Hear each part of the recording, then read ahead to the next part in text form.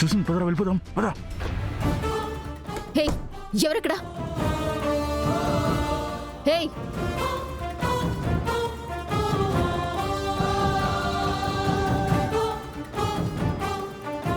ఎవర్రా మీరు? Wifi check చేయడానికి వచ్చాం మేడం. నా రూమ్ డోర్ దగ్గర మీకేం పని?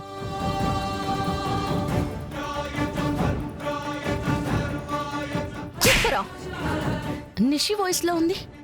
అవును, ఎవరితోనూ గొడవ పడుతున్నట్టుంది. వెళ్ళి చూద్దాం పదండి.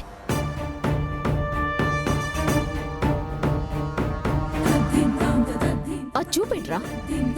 అడుగుతున్నాను కదా, నా డోర్ దగ్గర నిలబడి ఏం చేస్తున్నారు? ఏమి నిషి? నేను బట్టలు మార్చుకుంటుంటే వీళ్ళు డోర్ దగ్గర నిలబడి ఛ!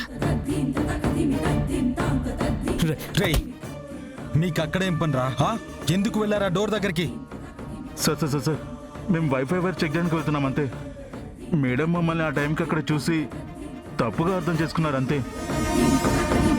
ఏంట్రా తప్పుగా అనుకునేది? మీరెవరో తెలుసు కూడా ఎవరైనా అలా చేస్తారా సార్? నిజంగా ఇది తెలియకుండా జరిగిన పొరపాటే సార్. నమ్మండి సార్, ప్లీజ్ సార్.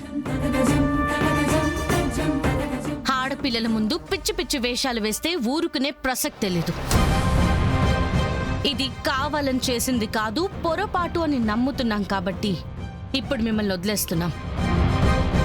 ఇంకొకసారి ఎవరింటికైనా వెళ్ళినప్పుడు కొంచెం ఒళ్ళు దగ్గర పెట్టుకుని పనిచేయండి.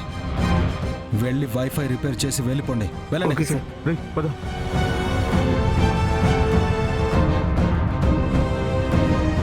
వాళ్ళని పోలీసులకి పట్టించాల్సిందక్క. అనవసరంగా వదిలేశాం. తెలియకుండా జరిగిందంటున్నారు కదా యువరాజ్, వదిలేయండి.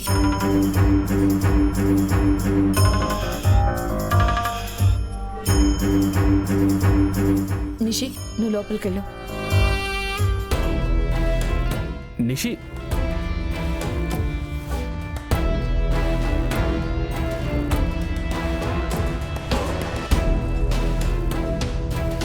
వీళ్ళ ముగ్గురి మాస్కులు, ఆ వాలకం చూస్తుంటే తెలిసిన వాళ్ళలాగే ఉన్నారు దాత్రి.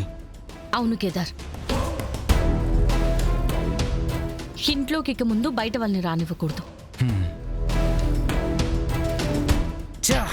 రేయ్, దాన్ని అసలు వదిలిపెట్టకూడదు.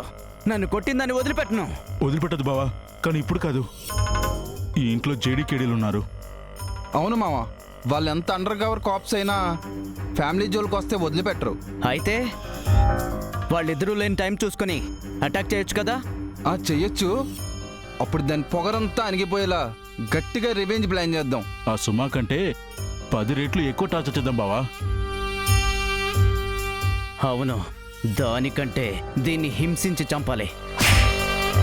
నన్నే కొడతావే, నిన్ను వదిలిపెట్టను. జేడీకేడీలు ఎవరో తెలిసిపోయింది కదా, ఇప్పుడే వెళ్ళి ప్రపంచానికి చెప్పేయచ్చు కదా.